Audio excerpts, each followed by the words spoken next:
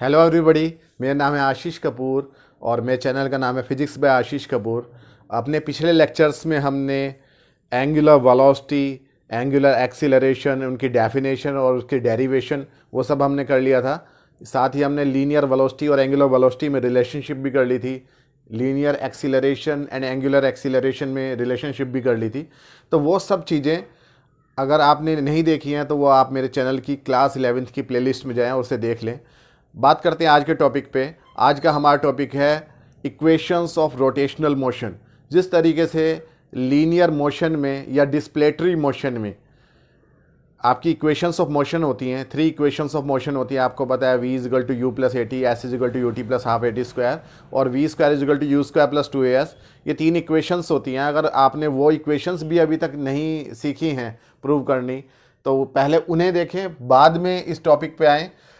तो 2 तरीके के मोशन की हम बात कर रहे हैं आज।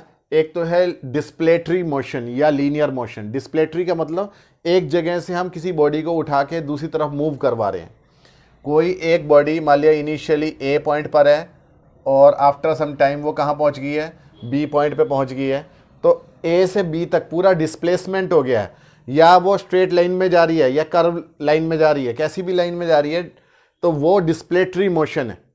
तो डिस्प्लेटरी मोशन में आपका जो भी टर्म्स यूज़ होंगे वो लीनियर होंगे, यानी कि linear displacement, linear velocity, linear acceleration, ये सब चीज़ें लीनियर में आएंगी। और दूसरे तरीके का मोशन है कि आपका कोई बॉडी सर्किल में घूम रही है, जैसे अर्थ जो है वो सन के अराउंड घूम रही है, सर्कुलर पाथ पे घूम रही है, ऑलमोस्ट सर्कुलर पाथ है, एग्जैक्टली तो नहीं है। तो या ऑर्बिट में इलेक्ट्रॉन घूम रहा है, या आपने किसी पत्थर को धागे से पकड़ के घुमा रखा है तो वो पत्थर घूम रहा है, एक सर्कुलर पाथ में घूम रहा है। तो ये सर्कुलर मोशन है। या रोटेशनल मोशन के लिए भी आपकी यही जो डेरिवेशंस अभी हम करने वाले हैं वो सब आने वाली हैं, प्रूव होने वाली हैं, एक जैसी ही रहेंगी, चाहे सर्कुलर मोशन हो चाहे रोटेशनल मोशन हो। रोटेशनल मोशन का मतलब कि कोई पॉइंट या कोई बॉडी, पूरी की पूरी बॉडी एक एक्सिस पे घूम रही है, अपनी एक्सिस पे घूम रही है, जैसे अर्थ घूमती है, जैसे कोई लट्टू घूमता है। तो ये रोटेशनल मोशन के लिए आप ये देखो कि कोई पॉइंट मान लिया इनिशियली ए पर है और वो कहाँ पहुँच गया, बी पर पहुँच गया, और रेडियस कितनी है इसकी सर्किल की, आर, और सेंटर क्या है, ओ। तो ये दोनों फिगर्स में क्या डिफरेंस है आप वो देखिए। एक टर्म आता है लीनियर डिस्प्लेसमेंट। कोई पॉइंट ए से बी तक जा रहा है तो कितना आगे चला गया विद डायरेक्शन, वो क्या हो जाएगा उसका लीनियर डिस्प्लेसमेंट। लीनियर डिस्प्लेसमेंट को आप किस चीज से डिनोट करते हैं, एस से डिनोट करते हैं, या वेक्टर एस से डिनोट करते हैं। लेकिन अगर यही लीनियर डिस्प्लेसमेंट बहुत छोटा सा है तो छोटे के लिए आप क्या टर्म यूज करते हो, डेल्टा एस। और बहुत ही ज्यादा छोटा है, very small interval of time में डिस्प्लेस हो रहा है, तो उसके लिए आप क्या यूज करते हो, डी एस। ये क्लास 11th के हिसाब से हमने ये वीडियो बनाई है, चीज़ों को थोड़ा सा आसान करने के लिए। तो इसलिए मैं बिल्कुल बेसिक टर्म से बता रहा हूँ। अगर वैसे देखें लीनियर डिस्प्लेसमेंट कितना होगा, S small interval of time के लिए delta S, very small interval of time के लिए डी एस। तो ए से लेकर बी तक ये लीनियर डिस्प्लेसमेंट है डेल्टा एस। लेकिन जो टर्म वहाँ पे लीनियर डिस्प्लेसमेंट में है वही टर्म यहाँ पर रोटेशनल मोशन में एंगुलर डिस्प्लेसमेंट होता है। ए से लेकर बी तक की ये जो लीनियर डिस्टेंस है वो तो डेल्टा एस है ही है, लेकिन यहाँ पर जो सेंटर पे एंगल बनता है उसे हम बोलते हैं डेल्टा थीटा। तो डेल्टा थीटा क्या होता है आपका, एंगुलर डिस्प्लेसमेंट। वैसे अगर पूरे को दिखाएं तो थीटा से डिनोट कर सकते हैं। अगर छोटा सा एंगुलर डिस्प्लेसमेंट है, छोटा सा एंगल मेड हो रहा है बॉडी के मोशन से, तो डेल्टा थीटा। और अगर बहुत ही ज़्यादा छोटा जनरेट हो रहा है तो वो डी थीटा। जब limit delta T tends to 0 लेते हैं, टाइम इंटरवल बहुत ज़्यादा छोटा ले लेते हैं, तो यहाँ डिफरेंशिएशन की फॉर्म में लिख लेते हैं। तो बॉडी ए से बी तक जा रही है, ए से बी तक लीनियर डिस्प्लेसमेंट कितना है, डेल्टा एस। और एंगुलर डिस्प्लेसमेंट यानी कि इसका रेडियस वेक्टर कितना एंगल बना रहा है सर्किल के सेंटर पे, वो आपका एंगुलर डिस्प्लेसमेंट कितना है, डेल्टा थीटा या D theta. Linear velocity, rate of change of linear displacement is called linear velocity. तो लीनियर वेलोसिटी होती है आपकी v, तो v इजिकल टू होती है delta S upon delta T. या अगर टाइम इंटरवल बहुत छोटा है तो इसे हम लिख लेते हैं d s upon D t. तो d s upon D t क्या है आपकी लीनियर वेलोसिटी। एंगुलर वेलोसिटी क्या होती है कि जब कोई बॉडी सर्किल में घूमती है तो rate of change of angle या rate of change of angular displacement is called angular velocity. इसे हम ओमेगा से डिनोट करते हैं, डब्ल्यू की तरह बनता है ये, और ये डेल्टा थीटा यानी कि एंगुलर डिस्प्लेसमेंट में डेल्टा टी यानी कि टाइम से डिवाइड करके आ जाता है।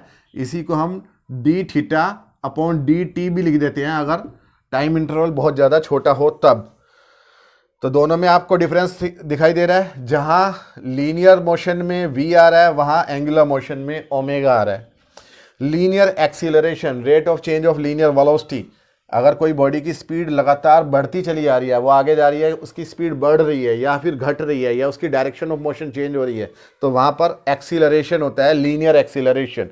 तो लीनियर एक्सीलरेशन को हम ए से डिनोट करते हैं, ये होता है आपका delta we upon delta T, और अगर टाइम इंटरवल बहुत छोटा है तो इसी को हम डिफरेंशिएशन के फॉर्म में लिख देते हैं D V upon D T. Angular acceleration को हम अल्फा से डिनोट करते हैं, तो ये rate of change of angular velocity होता है यानी कि delta omega upon delta T, और इसी को हम D omega upon D T लिख देते हैं। इसकी यूनिट होती है radian per second square, angular velocity की radian per second. First equation of motion, जिस तरीके से फर्स्ट इक्वेशन ऑफ मोशन होती है v is equal to you plus A T, उसी तरीके से रोटेशनल मोशन में फर्स्ट इक्वेशन ऑफ मोशन होती है omega is equal to omega naught plus alpha T. देखो v किससे रिप्लेस होगा, v किससे रिप्लेस होता है, ओमेगा से। तो v के प्लेस पे तो हमने लिखा final velocity omega, initial velocity u है। जब बॉडी यहाँ से चली थी तो उसकी इनिशियल वेलोसिटी कितनी थी, u थी, और जब बॉडी यहाँ पहुँच गई तो मान लिया उसकी फाइनल वेलोसिटी कितनी हो गई, v हो गई। यहाँ से जब बॉडी ने रोटेशन शुरू किया था तो a पॉइंट पर उसकी rate of change of angular displacement यानी कि इनिशियल एंगुलर वेलोसिटी यहाँ पर कितनी थी, ओमेगा जीरो, ये ओमेगा जीरो है यहाँ पर थी, और यहाँ जब बॉडी पहुँच गई तो फाइनल वेलोसिटी कितनी हो गई उसकी, ओमेगा। तो वेलोसिटी में चेंज हो रहा है तो एक्सीलरेशन आएगा। एक्सीलरेशन को हमने यहाँ किस चीज़ से डिनोट किया, अल्फा से। लीनियर एक्सीलरेशन को हम ए से डिनोट करते हैं, और टाइम तो आपका टी है ही है, दोनों में सेम ही आएगा। फर्स्ट इक्वेशन ऑफ मोशन आपने देख ली, v is equal to you plus A T. Similarly ये चलती है, जैसे हम इसकी डेरिवेशन करते हैं बिल्कुल इसी तरीके से हम इसकी डेरिवेशन करते हैं। सेकंड इक्वेशन होती है आपकी s is equal to U T plus half A T square, where s क्या है, डिस्प्लेसमेंट। तो s की जगह पे यहाँ डिस्प्लेसमेंट कौन सा है, एंगुलर डिस्प्लेसमेंट। तो एंगुलर डिस्प्लेसमेंट क्या होता है, theta. Theta is equal to U क्या होता है, इनिशियल वेलोसिटी। इनिशियल वेलोसिटी की जगह पे हम क्या लिख देंगे, ओमेगा नोट। टी की जगह पे क्या आएगा, टी प्लस हाफ ए की जगह क्या आएगा, अल्फा इंटू टी स्क्वायर। तो जैसी ये इक्वेशन है बिल्कुल उसी तरीके से हम इसकी नकल में लिख देंगे। थर्ड इक्वेशन ऑफ मोशन क्या होती है, V square is equal to you square plus twice A S. V final velocity है तो उसी की जगह पे आ जाएगा omega square is equal to omega naught square plus twice alpha theta. तो अगर आपको ये टर्म्स समझ में आ रही हैं तो आप ये टर्म्स भी देख सकते हैं, बिल्कुल सिमिलर टर्म्स हैं। और एक बात है, लीनियर वेलोसिटी और एंगुलर वेलोसिटी में जो रिलेशनशिप है वो है आपकी v is equal to R omega. अगर आपको नहीं पता तो इसे भी नोट कर लें। लीनियर एक्सीलरेशन और एंगुलर एक्सीलरेशन में रिलेशनशिप है a is equal to R alpha. ठीक है, ये भी हमने पिछले टॉपिक में क्लियर की थी। उम्मीद है कि ये बातें आपको समझ में आई होंगी। अपनी नेक्स्ट वीडियो में हम ये equations of motion, rotational motion की या सर्कुलर मोशन की, ये इक्वेशंस, तीनों इक्वेशंस हम प्रूव करेंगे। उसके लिए आपको डिफरेंशिएशन और इंटीग्रेशन का थोड़े से नॉलेज होनी चाहिए। तो तब तक के लिए थैंक यू।